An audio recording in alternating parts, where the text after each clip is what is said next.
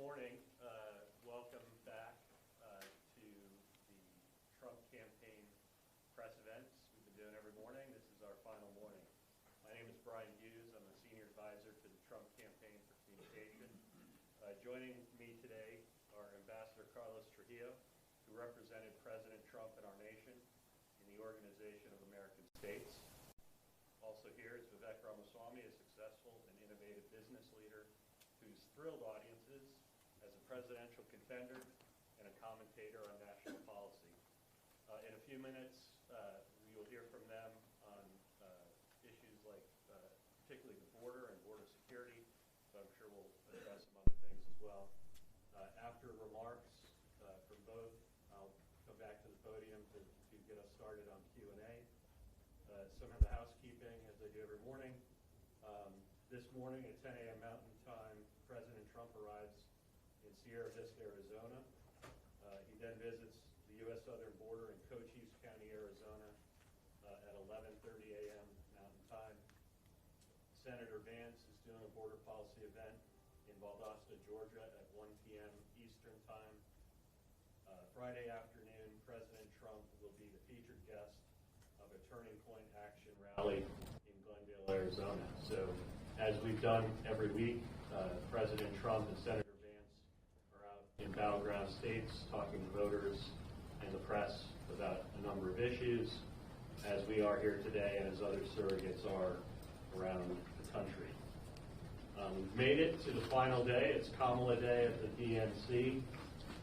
But last night, the third night, they once again proved that the Harris campaign cares more about running against President Trump than running for policies that help America's families.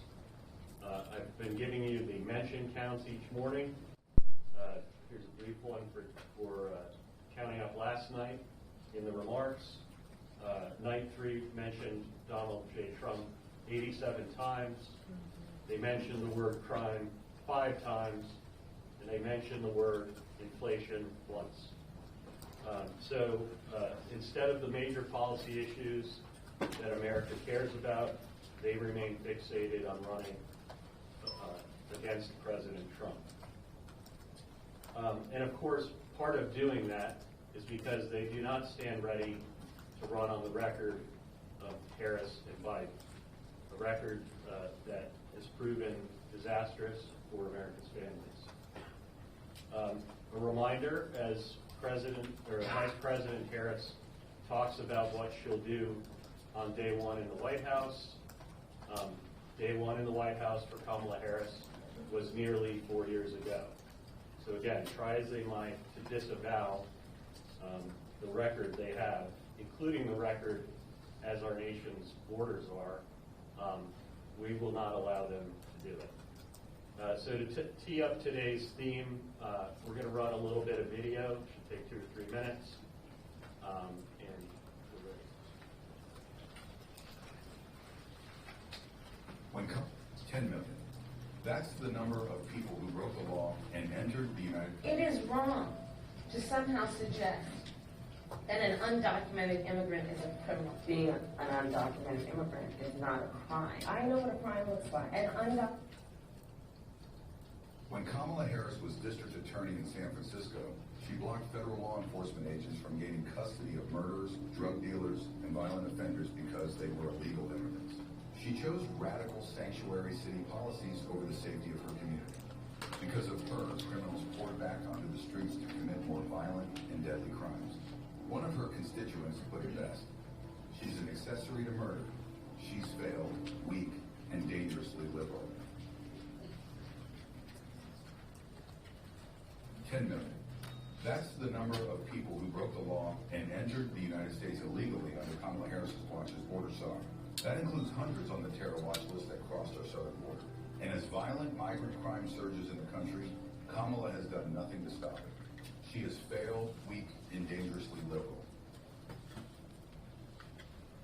It is wrong to somehow suggest that an undocumented immigrant is a criminal. Being an undocumented immigrant is not a crime. I know what a crime looks like. An undocumented immigrant is not a criminal. An undocumented immigrant is not a criminal. An undocumented immigrant is not a criminal. An undocumented immigrant is not a criminal. An undocumented immigrant is not a criminal. An undocumented immigrant is not a criminal. An undocumented immigrant is not a criminal. An undocumented immigrant is not a criminal. An undocumented immigrant is not a criminal. An undocumented immigrant is not a criminal. An undocumented immigrant is not a criminal. An undocumented immigrant is not a criminal, and we have to correct course in this conversation. We're not going to treat people who are undocumented across the border as criminals. That's correct.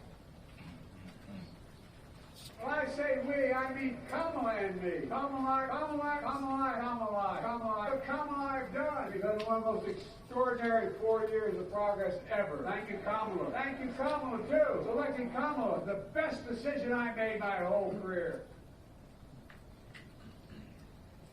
So a couple of those videos, or actually all those videos, will be released in a variety of ways by the campaign today. Some have already been out. But obviously, both looking at immigration policy, as borders are, Kamala Harris was supposed to secure our southern border and be in charge of that. That's not in question. The title may be a question mark, but she was absolutely chosen by Biden to lead on this issue. And as an administration, they failed miserably. We have at least 10 million new illegal migrants into the United States while they've been in the White House, and that accounting may be generous. It's at least 10. Who knows what the real number is? And at the last segment, I'll just say we played because, again, while they tried to run Kamala Harris as some change agent, we cannot forget, and thank you, Joe Biden, for taking much of his speech on Monday to remind us, it is the Harris-Biden administration. She has been in the White House for nearly 4 years. She owns the record that she won't answer questions and tries to run from, and we will not allow her. She'll be held accountable in this campaign. So with that, I'm going to give it to Ambassador Carlos Trujillo to make remarks, and following him will be Vivek Ramaswamy, and then I'll be back to help do some Q&A. Thank you, Brian, and Vivek, it's a pleasure to be here with you this morning. My name is Carlos Trujillo. I was the United States Ambassador to the Organization of American States in Washington, D.C. from 2018 until 2021. And part of my responsibilities was working on migration and working with our Central American partners. One of the numbers that Brian highlighted is 10 million people. The number really doesn't resonate unless you put it in context. That number is more than the population of 40 states in this country. That number is higher than the majority of the Central American states. I think it's important to analyze Kamala Harris's record as the borders are. We're right now experiencing the largest amount of human trafficking in the history of the country. 320,000 children are unaccounted for. Coyotes and transnational criminal organizations are taking advantage of the most vulnerable people in the entire hemisphere and bringing them to our southern border. Visa-less flights are taking place from state sponsors of terrorism to our region for people who ultimately make it to our border. And what has she done in taking these responsibilities and being the borders are so seriously? She has never visited the southern border. She has never visited El Salvador. She has not visited Honduras in 2 years. And what is their legacy? What was the first thing they do? They tried to dismantle the entire Trump border policy. A policy that, at the end of 2020, led to negative net migration. Under President Trump, at the end of his administration, we had negative net migration. More people were being forcibly removed in this country than coming in. What was Kamala Harris doing in 2019 when these policies were having raging success? Passing pieces of legislation, introducing pieces of legislation in the United States Senate to defund $220 million from immigration and custom enforcement for forceful removals of people who are in this country illegally and commit crimes, and trying to repatriate that money to NGOs or social workers. What did President Trump accomplish in his first 3.5 years before COVID came here? Number one, he spent millions of dollars in building a southern wall. A wall that was fully allocated, the funds were fully allocated, and were completely eliminated by the Biden administration. Number two, he passed policies like Remain in Mexico and third country safe agreements. They were bilateral and multilateral policies with our partners in the region to curb illegal migration. The United States put their money where their mouth is. We provided resources, we provided human capital, we provided diplomatic capital in order to get these agreements passed. And I think more importantly, under the President Trump's legacy, was the Title 42 expulsions and the unequivocal support for our Customs and Border agents. Our Customs and Border agents are the backbone of our security apparatus. We stood with them. We supported them. President Trump advocated for giving them raises.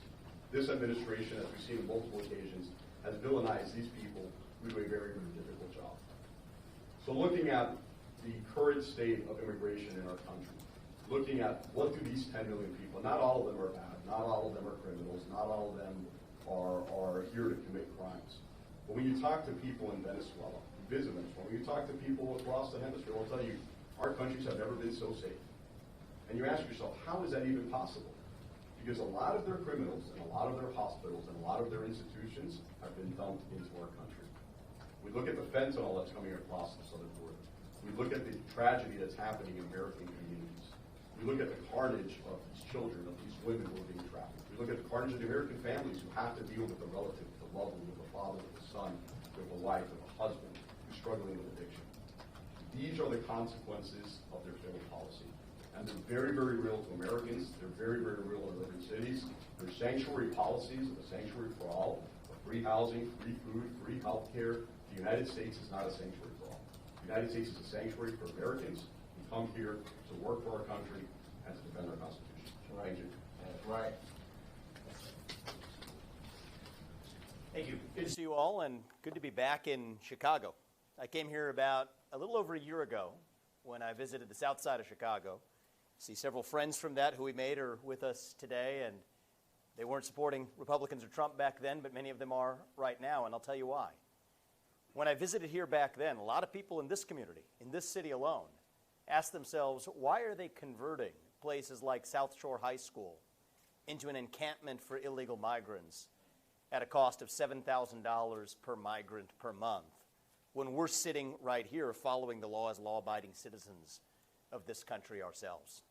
And I think that is the backdrop for this debate around the immigration policy and future border policies of the United States. It was interesting to come back to Chicago in the middle of this convention, and I'm glad, actually, I'm grateful that Democrats appear to now agree with Donald Trump's policy of building the wall. If only they cared as much about keeping illegals out of our country as they do keeping their own left-wing protesters out of their own convention, our border crisis would actually be behind us. It's been an interesting convention this week. They adopted a 92-page policy platform that began, the very first thing in there, actually, just by show of hands, anybody read that document? A couple of you. You know what the first item in that was? Land acknowledgement. You did read it. Thank you. Well, we share that in common. So the opening page of the 92-page document that consists of the democratic policy for the future of this country began with a land acknowledgement, which tells you a lot about where their policy priorities are. I'd like to kick off today with a land acknowledgement of our own. Where are we right now? We're in the city of Chicago in the United States of America, supposedly that shining city on a hill. Where in this city, these are not my facts, these are based on public information of just reported crimes. This is a city with one murder every 14 hours, one rape every 4 hours, one shooting every 3 hours, and one stolen vehicle every 18 minutes. For those of you who drove, I hope you locked your cars. It is a city ravaged and devastated by the effects of not only rampant crime, but rampant crime worsened by the effects of illegal mass migration to this country. And it's against that backdrop that I'd like to deliver a message to Kamala Harris ahead of her speech tonight. From one kid of legal immigrants to this country to another, my message to her is, shame on you. Shame on you as somebody who should know better, as the kid of legal immigrants who came the right way, as countless others wait to do in this country, to say that you're supporting illegal mass migration into this country. That's wrong and devastating everything the United States of America was founded on, including the rule of law. Shame on Kamala Harris for being a vice president of the United States of America. I'll tell you what a true leader would do. A true leader would say that, you know what, I am responsible for the catastrophes at our southern border because I'm the vice president who you elected. Instead, she's too busy trying to give responsibility or claim that she was never given that responsibility in the first place. As a factual matter, she was. Call it a border czar, call it what you want. She was the person in charge of the southern border policies. But even if she hadn't been put in charge of that, if you're the vice president of the United States of America, what level of leadership do you have to show to be able to say that you're going to pretend like you had no responsibility for the catastrophic effects of not only crime, but the catastrophic effects on the rule of law in this country? Shame on her for the several 100,000 migrant children who have been released in this country but are no longer accounted for. Recent reports coming out from the Department of Homeland Security Inspector General suggesting that number could be upwards of 30,000. Now they're revising it to suggest several 100,000 children. We're not talking about adults here, we're talking about kids who are now being sold potentially into child trafficking, child labor, and worse in this country. Shame on Kamala Harris for that. Shame on her for her failed leadership of the country, and shame on her for permitting the deaths of Americans at the hands of these illegal immigrants. Laken Riley, Rachel Marin, Kayla Hamilton, Brenda Altman. Those are great law-abiding Americans who were killed by criminals. She says, we're not going to call them criminals. I'll call them what they are. I'll call them criminals who slaughtered law-abiding good Americans sitting right here. So I challenge Kamala Harris tonight. She's given a speech. She has an opportunity to show herself as a leader of the free world. That's what she wants to be. The President of the United States of America. To have a spine and to apologize to the family members of Laken Riley, of Rachel Marin, of Kayla Hamilton, and of Brenda Altman. Look them in the eye through the camera and tell them you apologize for the failed policies, and even more importantly, tell the rest of us what policies you're actually going to adopt to make sure something like that never happens again in this country. And if she does that tonight, I'll disagree with her. I'm not going to vote for her, but I'll give her credit for doing that. But if she doesn't, it will tell you all you need to know about a president who is hiding from in the shadows from an actual policy debate about the future direction of the United States. And I think that job falls on many of you who are here today. I say this with due respect to those of you in the media. For the last 3 years, many covered for Joe Biden's cognitive deficits in the same way that I worry the media is now covering for Kamala Harris's policy deficits. And Americans are left holding the bag both times over. Our voters on both sides, Democrats and Republicans, are robbed of the ability to make a thoughtful decision of who they're actually going to support without knowing what policies they actually stand for. Say what you will about Donald Trump. I'm not asking you to agree with every single policy he stood for. I'm here as a former Republican presidential candidate myself. The last time I came here to the south side of Chicago doing a campaign event, it was when I was running against Donald Trump. So I'll say this myself. Do I agree with 100% of his policy prescriptions? No American has to in order to vote for him. But I will tell you, he has at least given you clear policies. From a crypto asset framework to a digital asset policy vision, to a southern border policy, to commitments to make mass deportations of illegals who are in this country, tariff policies to our trading partners to hold them accountable, a clear vision for how to bring peace to Ukraine and to other parts of the world. You may not agree with his policies, but at least he's given you clear policy specifics of what he stands for as a former president and the leading contender to be the next president of the United States. We require the same of the person he's running against. And if we're not willing to ask her those questions of what she stands for and why, then ask yourself why it is that the media would ask those questions of Donald Trump without demanding the same of the person he's actually running against. My advice to voters against that backdrop is this. We may or may not get that from Kamala Harris in the 80 days ahead of us. But here's the assumption you can make as a voter. I think it's a fair assumption to make that the person who ran for U.S. president in 2020, who's now running for U.S. president again, that's Kamala Harris, stands for the same policies she adopted last time around. So if you're a voter at home, I understand that you may struggle to understand what does this candidate actually stand for. I see Oprah Winfrey. I see John Legend. I see Little John. Great. That doesn't still tell me what she stands for. Here's my best clue to you. Don't take my words, take her words for it. She stands for abolishing private health insurance. That means if you have a private health insurance plan that you like and that you're on, she favors taking that away from you and substituting a single-payer government-sponsored plan instead. She favors a tax on unrealized capital gains. That sounds like mumbo-jumbo to a lot of people. I'll explain to you what it means. It means that the government says what your property is worth, and you owe the tax whether or not you have the cash to pay it. If you're a farmer, if you're a small business owner, somebody who owns a house in an expensive city like Chicago, that means you have to pay taxes with cash you don't have. That's what it means to be an unrealized gain. Kamala Harris favors that. She is somebody who has staunchly stood behind eliminating the filibuster in the Senate to ram through a Green New Deal that effectively would ban the existence of the coal industry, fracking, and other forms of energy production in the United States, contributing to inflation in America. She is somebody who stands for the very policies that hurt the people they claim to help. So my demand of Kamala Harris and the media that ought to hold her accountable is to at least tell us what your policies are. Donald Trump hasn't been afraid to do that, and that's why I respect him. And even though we may not vote for her, we can at least respect her and respect American democracy more if we have two candidates that can actually offer competing visions held accountable by the press to do it. But without that, that's the real threat to democracy that I see. All we've gotten out of her vice presidential pick, although I got to admit, I kind of like this one, is Tim Walz's slogan. What does he say? Mind your own damn business. I actually got to admit, I kind of like that one. Well, I think it's a message that we espouse ourselves. When it comes to entering your house and taking your gas stove, mind your own damn business. When it comes to letting millions of illegals into this country to commit crimes and mind our business, we tell them, mind your own damn business. When it comes to actually indoctrinating our children in this country or telling small businesses who they can or cannot hire with the CFPB or the Department of Labor, tracking your gender or race or sexual orientation statistics of your business, mind your own damn business. That is our message to the American people. You know what? He said it. They're all words. We're about action. And the next 80 days, I do believe, are going to determine the next 80 years of our trajectory as a country. I don't think that this is just an ordinary election where we just choose between two candidates who disagree with 1% one way or another on the tax code. This runs deeper than that. This goes to the heart of who we are as a nation.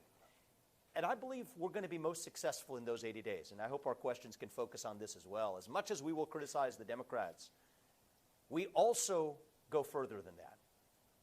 Donald Trump, in the next 80 days, he's already doing it, will offer you a vision of who we are and what we actually stand for, not just as Republicans, but as Americans.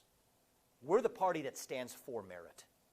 The idea that you do get ahead in this country, not on the color of your skin, but on the content of your character and your contributions. We're the party that stands for free speech and open debate, who believes that you get to speak your mind openly. And those protesters out there do too, as long as we get to in return. We're the party who believes in self-governance and the rule of law.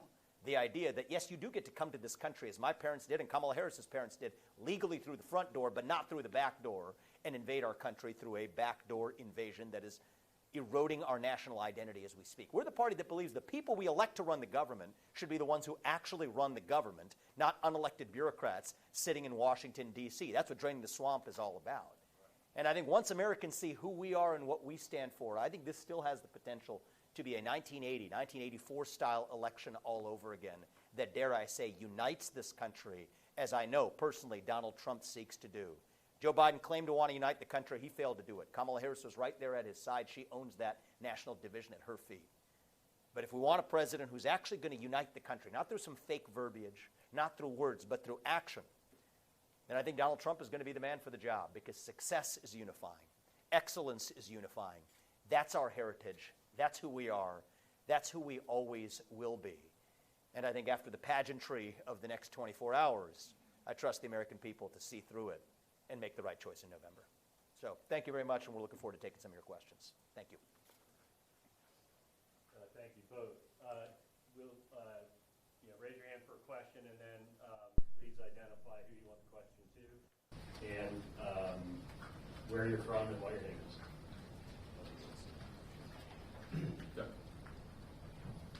Yeah, I have a question for Vivek. So why is it that the corporate mainstream media is largely giving the Harris campaign a pass on these key issues like inflation, like the border, like crime? Are they essentially a lapdog to the left at this point?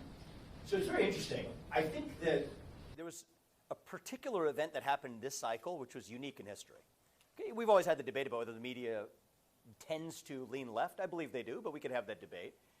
But this particular cycle, for 3 years, the media gave Joe Biden a free pass on cognitive deficits that the American people should have known about. Right now, we have an open question that we still haven't answered. Who's running the United States of America right now? Joe Biden was not good enough to even be a Democratic nominee for U.S. president. then who is actually handling the nuclear codes? Who's actually making the decisions in the Situation Room? It's tough to believe that that's Joe Biden.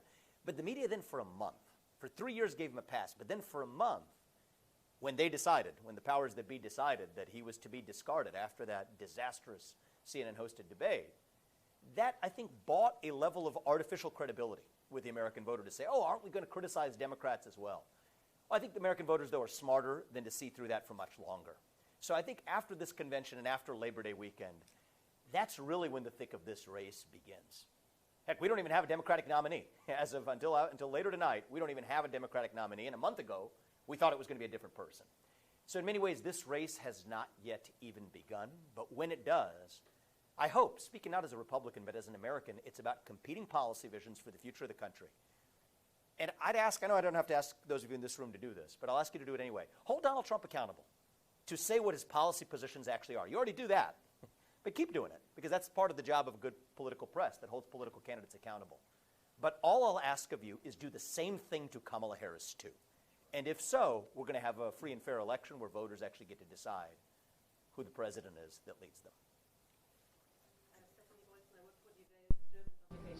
Two big questions. In the crucial swing states, which issue will be crucial? Reproductive rights or immigration? And secondly, if RFK Jr. drops out of the race tomorrow, is this going to be for the advantage of your party? So I'm not going to be an armchair political analyst on the second question.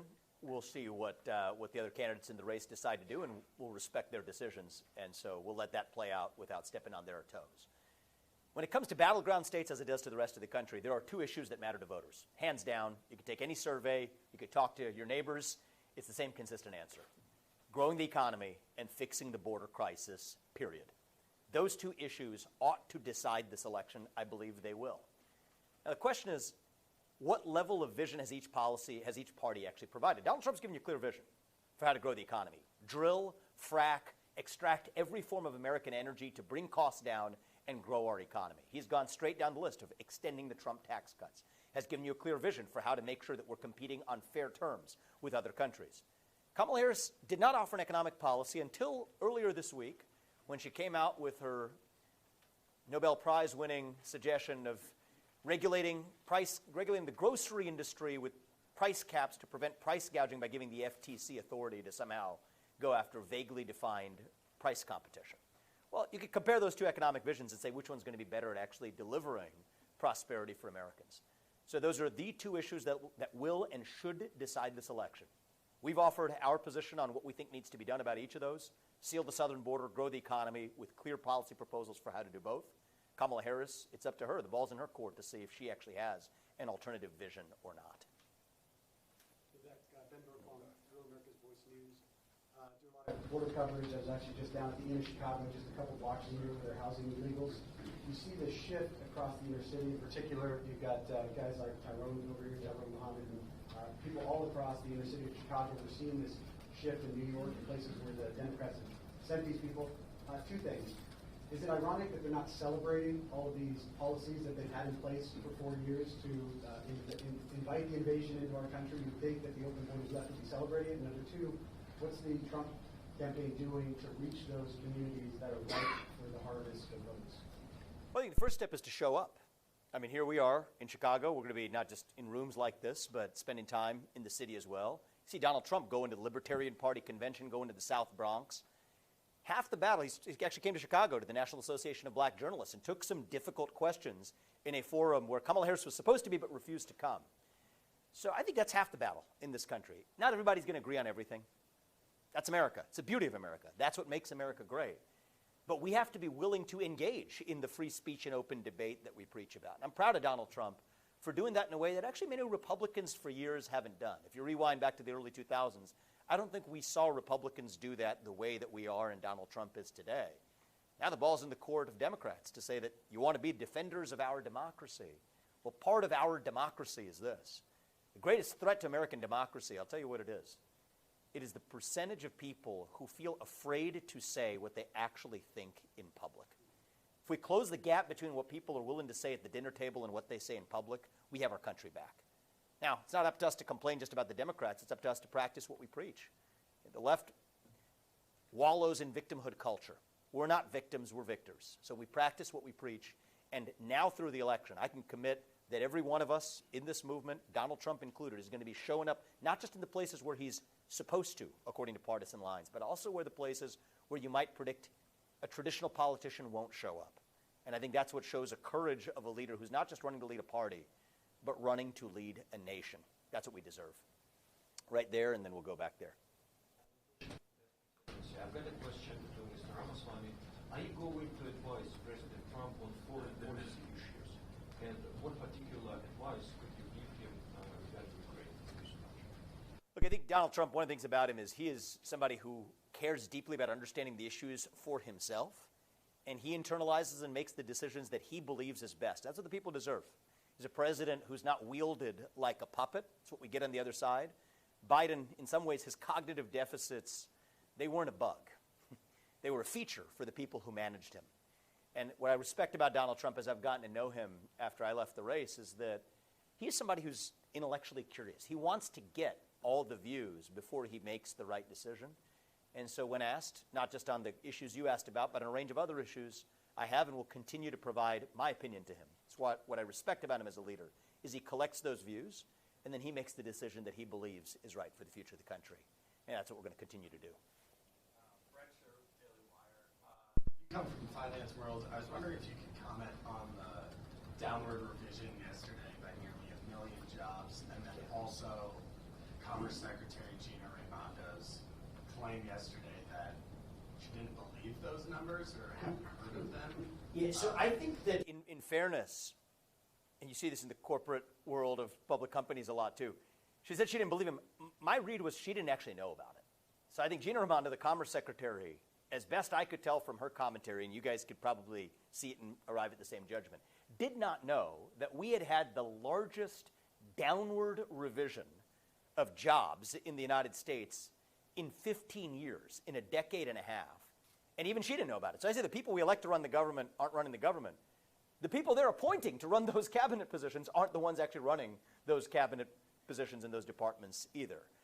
Now, let's talk about the substance of this. Many of us at the time said that these numbers don't seem credible. You talk to other companies, people who are in the business world, you don't hear about that pace of hiring to match up to the 819,000 or so jobs that were overstated. And yet now we see those numbers downward revised when you actually see the companies with state tax data and payroll data not matching up to the numbers they reported. And I do think that if the same shoe fit the other foot, right, I'm going to attribute this, where possible, to negligence rather than actual malfeasance. We'll always make the most charitable assumption, and I think that that is the most charitable assumption you could make here. But I do think that there should be far greater accountability in the middle of an election where Kamala Harris is the sitting vice president without a fully functioning U.S. president, let's be very honest, that in the middle of that campaign has rolled out not just like different opinions or not just fluff, but straight out wrong, you could call it fraudulent numbers, lying to the American people about the success of Bidenomics and Kamalanomics. If the same shoe fit the other foot, I have no doubt this would be a scandal. This would be something the political press would be all over, and I think there would be accountability and heads would be rolling, including the likes of the people who lead those multiple cabinet positions. That's not happening now, and I would encourage you to ask yourself why. We'll go there and then there. Could you talk about the Republicans who have been speaking at this DNC over the past couple of days and what your reaction is to those former congressmen, those former staffers that have stepped up there and pointed the finger at President Trump? I have to say I've had a few other agenda items than following every DNC speech, so I haven't seen this particular speeches that you're referring to. I'm happy to take a look at them. What I will say is one of the things that your question, I'm going to take it based on the premise and assuming that's true. The real dividing line in this country is not really between historical Democrat or Republican. It's not really even between black or white right now. It is between the managerial class, the Gina Raimondos of the world, the people who are offering those false economic statistics from the three-letter agencies in Washington, D.C., and the everyday citizen who is left holding the bag. Many of them holding the bag are Democrats. And my message to those Democrats is, you know what, you may not agree with every policy that Donald Trump supports or the Republican Party's historically supported, but you can agree with enough of what we say, and you know what, we're going to tell you what we believe 100% of the time, that just ask yourself who's actually going to make your life a little bit better, who's going to actually make sure that you are able to afford to put food on the dinner table? Who's going to make sure that your kids aren't killed by an illegal immigrant coming across this country? Who's going to better restore national pride in our country? Who's going to better deliver world peace and keep us out of World War III? Go with the person who did it for 4 years rather than the person who actually took us in the opposite direction for the last 4. And so you know what? Are some Democrats going to support Donald Trump, just as some people who may have called themselves Republicans may claim to support Kamala Harris? Sure. I think it's an opportunity for us to say that we don't care about these historical partisan tug-of-war battles. What we care about is actually serving the American people. That's what America First is actually all about. America First includes all Americans. That's been Donald Trump's message. That's our message that I think is going to lead us to victory in November. Kamala Harris's tagline has become, "I'm speaking," even though it's about 4 years old at this point. That being the case, is she really speaking? She hasn't spoken. She's not going to be a debate, as it seems right now. She's not doing a sit-down interview with the press. She's not speaking directly to Americans as much as she should as a presidential candidate. So does she need to consider changing her tagline? Well, look, I think that if that's her tagline, in some ways it's Orwellian. So whether she changes it or not, I think she actually should stay right on course, because in many ways the party that preaches diversity opposes diversity of thought. The party that preaches inclusion wants to create a culture of exclusion where certain views aren't welcome. The party that preaches free speech wants censorship. And the party that says I'm speaking isn't actually saying anything of substance when they're actually speaking. I think this is an interesting year of, and I don't say this in a critical sense, just in a reflective sense, it's an interesting year for introspection in the press. What is the role of the political media in the United States? I think it's vital to the health and functioning of our country.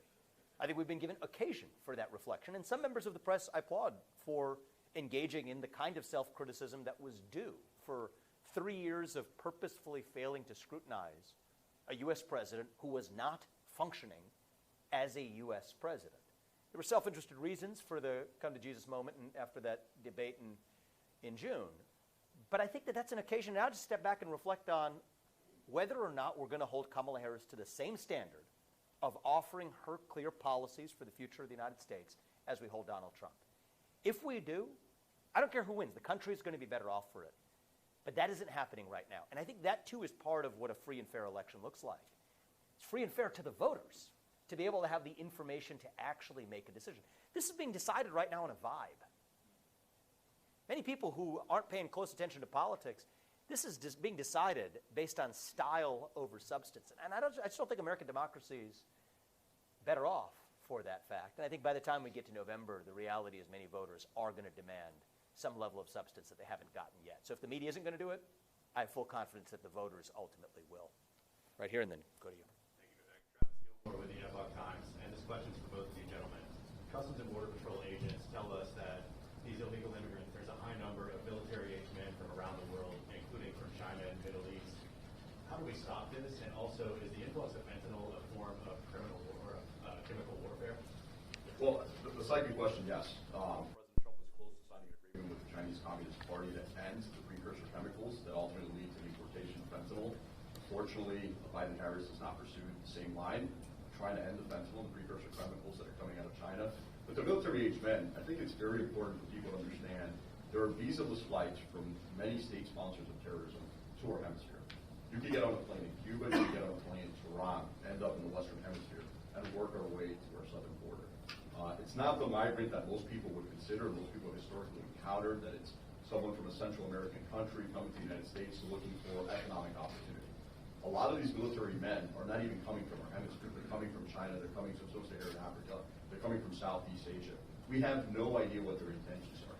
And we have no idea how a person who lives in object poverty is able to finance a flight into Nicaragua or into Venezuela in order to come up to our southern border.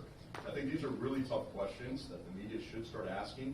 Who are these people who are landing in Nicaragua? Who are these people who are landing in Venezuela? Why do we have direct flights twice a week from Tehran to Caracas? And who are the people who are getting on those planes in Tehran, and how do they end up in Caracas? And where do they ultimately go from there? They're not enjoying the Venezuelan beaches. They're coming to our southern border. I think it's very, very important for us to start scrutinizing who these people are and what's their intention coming to our country. I think that is a great point. I think another hard reality, a lot of Americans aren't aware of this, is most people who cross the Mexican southern border did not actually start in Mexico. So this is something that should be concerning to every American. When I visited the southern border, and President Trump is going to be at the southern border, I believe, later today. When I visited the southern border the day before, there were 2 Lebanese men who had tried to cross that southern border. Long before, there was a woman from North Korea that was almost smuggled in like a bag. This is a country where you could actually seek asylum through the front door in the United States, and yet chose not to. The fact that you chose not to come as a refugee or seeking asylum, but instead hidden in a bag through the southern border from places like North Korea or Lebanon, I think reveals that this is also a national security threat to the future of the United States. Several 100,000 people in the country. If you just do the math, let's say there's 20 million illegal migrants in the country, even if 1% of them have bad intentions, that's 200,000 people who have bad intentions who are already here in the United States of America. And so, yes, is this a concern that relates to the national security of the United States? Yes, it does. Now, one of the counter-arguments you hear is, okay, but the policies you're going to need to fight this are going to have to trample on human rights, right, of people who come into this country illegally. I remember seeing a young girl who crossed the Rio Grande with her father. Her father was going through shock from the cold temperature after he had crossed. He was taken to a hospital. She's sitting under a highway near Eagle Pass, Texas, separated from her father. You tell me she's 13 years old. I asked her why she came. She came in search of opportunity, she said, by the Spanish translator. I don't think that's compassion. I don't think that's humanitarian respect to separate a daughter from her child after they come here in the name of actually helping that father. I also think the issue of child trafficking is something that I'll hold the Democratic Party accountable for this. I think the Democratic Party has swept too far and too long under the rug. One of the reasons I wasn't watching the convention the other night is I was actually at a movie premiere in Miami for a new movie coming out by the makers of The Sound of Freedom, this one's City of Dreams. It's nonpartisan. Most people in the room are Democrats who are appalled to know that their own policies that they've supported have actually contributed to this wave of child trafficking in the United States.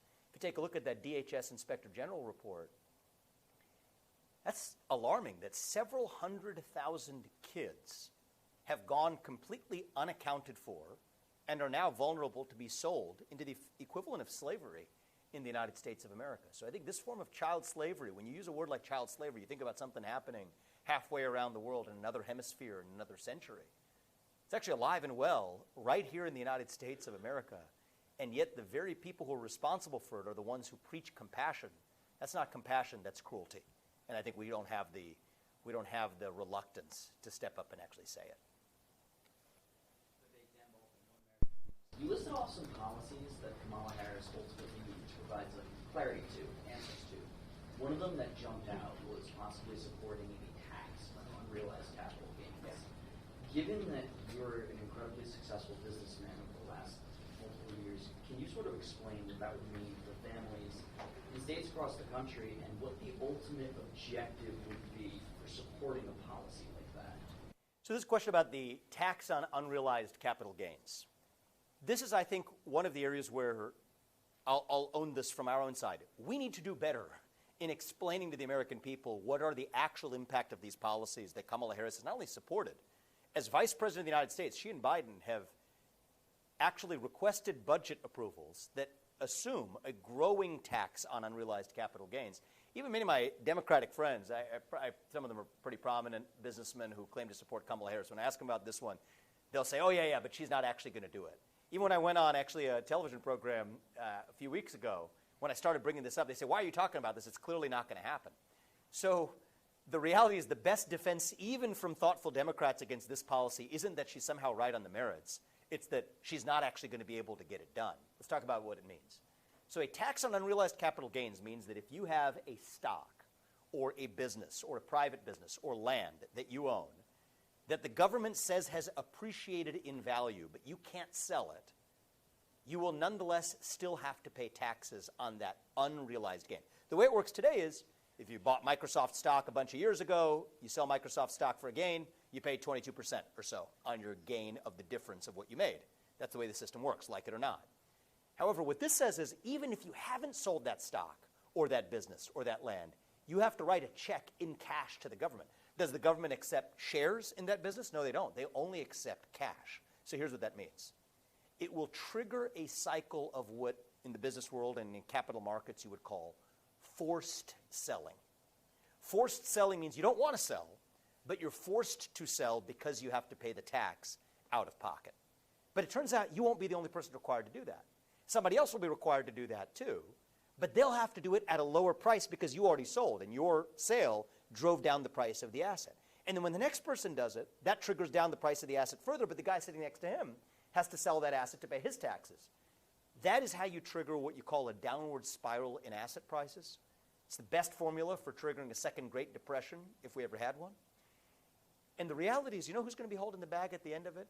The people who don't hold liquid assets. Most people who are wealthy are well-advised enough to know that they hold a significant portion of their assets in liquid holdings. But think about that entrepreneur who started a small business, a barbershop, a restaurant owner, who might be having early success but needs to reinvest in their business to grow it. They don't have the cash to pay it because they're all in on their business. They're the ones who are ultimately going to actually have to pay the price. So it's just another example of how the failed economic policies, this isn't just verbiage. She supported this as a presidential candidate. She supported it as the vice president of the United States, trying to ram through a budget that contained it. Elizabeth Warren and Bernie Sanders agree with her. And the only reason I respect the likes of Elizabeth Warren and Bernie Sanders more than I respect Kamala Harris, I disagree with them on their policies equally, because they're the same policies. But the reason I respect the likes of Bernie Sanders more is at least he's actually willing to still stand behind his own policy proposals. And the only thing worse than somebody who believes the wrong thing is somebody who advances the wrong policies while actually believing nothing at all. And I think that's what we're getting with Kamala Harris today. Take a couple more questions and then we'll wrap. Right there in the back. Thank you. Do you think Kamala Harris administration will be able to end the two wars that the world is facing right now in the Middle East and Ukraine? I think Kamala Harris does not understand what it's going to take to end those two wars because she was the vice president of the United States while those two wars came into existence under preventable conditions. Actually, as Brian said, this isn't some other president, as she might have you pretend to be. She is part of the very administration that has brought you two wars that did not exist under Donald Trump. And their predecessor, Barack Obama, who we heard from earlier at the Democratic Convention, was a guy who took us nearly to the brink of armed conflict with North Korea before Donald Trump de-escalated as well. So one issue, and I think for anybody at home who's a single-issue voter on this, if you're a single-issue voter on staying out of World War III, if you're going to pick one issue to be a single-issue voter on, it's a pretty good one. There's one president who has demonstrated a track record for keeping us out of major armed conflict. And other than that, frankly, this is bipartisan. Look at every other president in the 21st century. Bush, Biden, Barack Obama, Donald Trump. Take your pick of which one you want in terms of stability and peace in the world. The answer is head and shoulders clear. So even if you disagree with Republicans on a lot of things, if you want to stay out of World War III, I think the answer is really clear. You want a president who's strong, who's tough, who on the outside seems unpredictable, but that's actually an asset because it's grounded in a vision to protect the United States of America that our enemies can actually fear rather than exploit. And the policies that economic front is proposing, are they moving the U.S. away from the capitalist economy? Well, Kamala Harris, again, supports openly socialist policies in the United States. Again, I go back to why I respect Bernie Sanders more than Kamala Harris. They're both socialist. The only difference is Bernie Sanders is honest about wearing that actually as a label that he accepts as a democratic socialist. Kamala Harris supports the same kinds of policies, taxes on unrealized gains, price controls in industries like the grocery segment. It's an odd industry to pick for price controls. When you look at major supermarket chains, anybody have an idea what the profit margins are of most publicly traded supermarket chains? 2% or less, low single digits. So that's an odd market to pick to say that that's really where the price gouging is happening. And I do think it's unsurprising when you do have professional politicians who have never signed the front of a paycheck, only ever signed the back of one from the public to their bank account, that they implement economic policies that put less money in the bank account of those very taxpayers and Americans who are funding their existence. That's what you get with Kamala Harris, what you got with Joe Biden. One of the reasons I like Donald Trump as a candidate always have is, say what you will, at least he's a businessman. He's somebody who has built actual value in the private sector. And it's not surprising that the candidate who's actually created value in the private sector has more sensible economic policies that will allow other Americans to follow that path rather than those that go the direction of I would say, socialism or worse pro-Soviet style economic direction. Last question. Okay, we'll go last two. Oh, you go, and you go.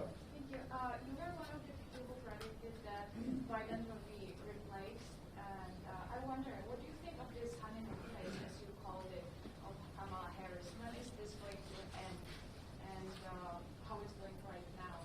And also, do you think there could be a chance that Kamala Harris could be replacing Biden as a president, as there are some rumors of that? Thank you. So I believe in tracking the incentives. Most people act according to their incentives. I think the Democratic Party acted according to its incentive by scheduling a debate as the earliest ever presidential debate in recorded televised history of presidential general election debates in the United States. Why did they do it? It was obvious. They wanted to float a trial balloon, test Biden, see how he did. He performed poorly. They swapped him out.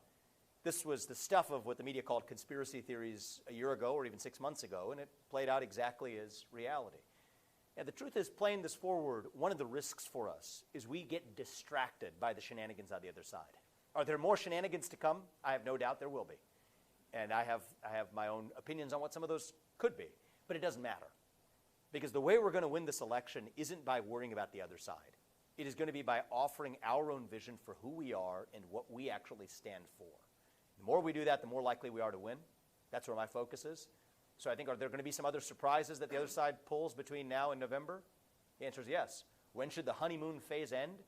I propose this weekend, okay, once they're through the speech. Or maybe people want John Legend for the honeymoon. Okay, give you some slack there. But how about after this weekend? Maybe even after Labor Day. We'll give you guys a little bit of extra time. But after Labor Day, let's turn the page and have a real election. That's what I propose. Right there in the back, and we'll close with that. As a candidate, you yourself visited the northern border. The recent reporting in upticks at the northern border, and I'm curious, does former President Trump have plans to visit the northern border, or is this also a chance as well? And any insight you can provide on what you saw there, just reflect on these visits. So the question was about the northern border, and I'll answer it the same way I answered the last question, which was about partisan politics. It comes down to incentives.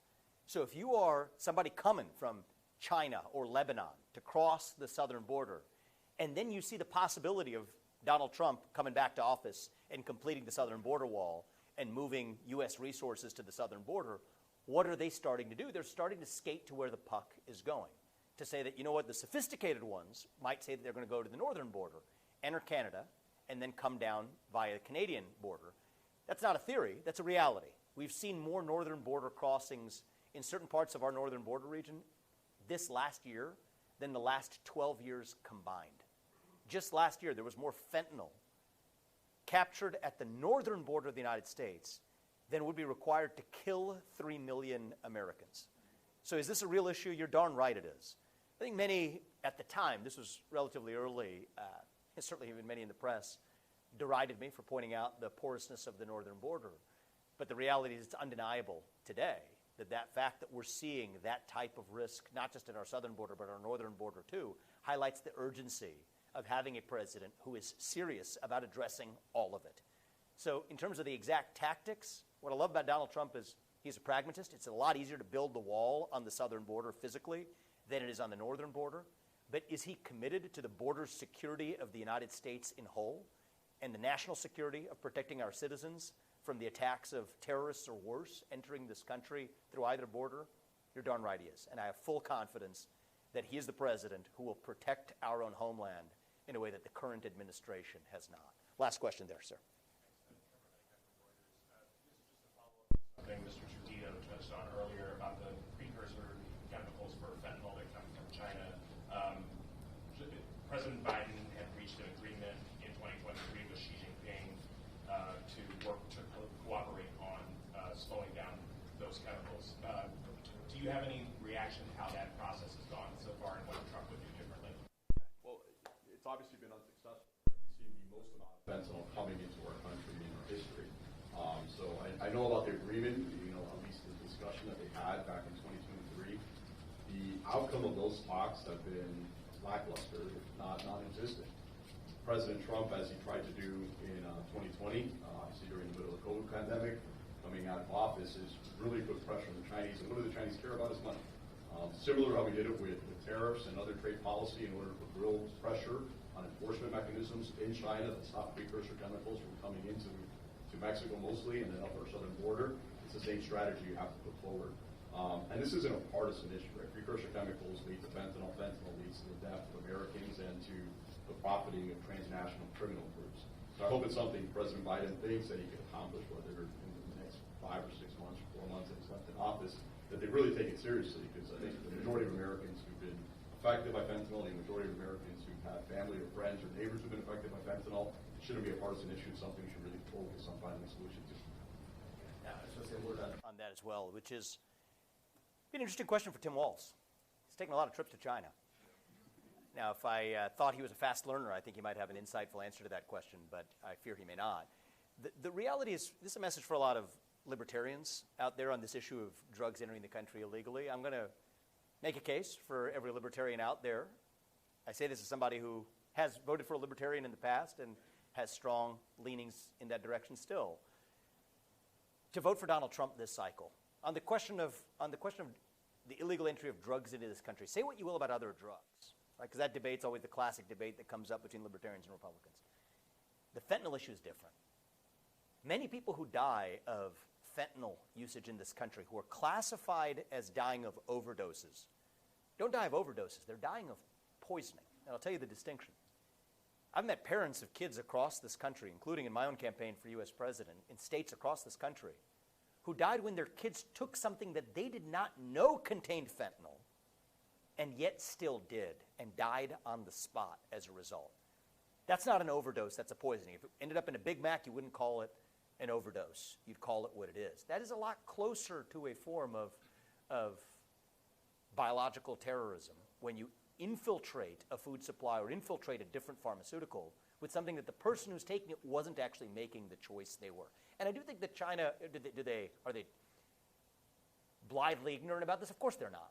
They're providing the precursors to synthetic fentanyl to Mexican drug cartels that are pumping that across our own southern border, exploiting the very policies brought to you by the current administration that's in charge. And just as I challenge Kamala Harris to apologize to the parents of Lake and Riley and countless other Americans, innocent Americans who were killed by illegals who crossed the southern border, who were murdered by illegal aliens who crossed the southern border, I also challenge her to apologize to the parents of children, including those parents who I've met across this country, dying of fentanyl, that had illegally crossed our own southern border as well. That's what a true leader does. And what I'll say in closing before we wrap this up is that I'll give the advice to our own side that I do to my own kids. Right? The person who's most responsible for your own success in life, whether you achieve something or not. I say this to myself as somebody who ran for president last year. The person who's most responsible for whether or not you achieve your goal in life is you. Are there other factors that matter? Are we playing on an even playing field? No, we're not. We have a media landscape that has applied completely different standards to Donald Trump than they have to Kamala Harris. We have a prosecutorial system that continues to put pressure. You have one president who has, I think, been the victim of political persecution of a scale we have not seen in modern American history. Are we playing on an even playing field? No, we're not. But nonetheless, we're going to win this because of who we are and what we stand for. We as Republicans, unlike the left-wing victimhood narratives that you heard the other night, every speech that you hear at the DNC, I think we're going to hear more of it tonight, is laced with this victimhood narrative. Well, you know what? We're not victims. We are victors. That is who we are. Excellence is unifying. Excellence is our heritage. That's what you hear from Donald Trump on the campaign trail. That's what's going to win us this election, is reviving who we are as Americans. And whether or not you agree with every policy Donald Trump or another Republican has supported, if you want to actually revive our national identity and revive national pride in this country and revive who we are, address that mental health epidemic in this country that causes so many people to turn to those illegal drugs that contain fentanyl in them. This is a psychological epidemic upstream of that. Vote for the president who's actually going to stand for who we are. Stand for who we are with pride, without apologizing for it. And I think the clear answer to that question is Donald Trump in November. Put him back in the White House. And I say this as somebody who ran against him last year. I still say this now.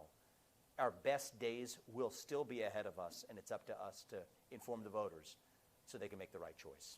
Thank you guys for joining us. We appreciate it. Thank you.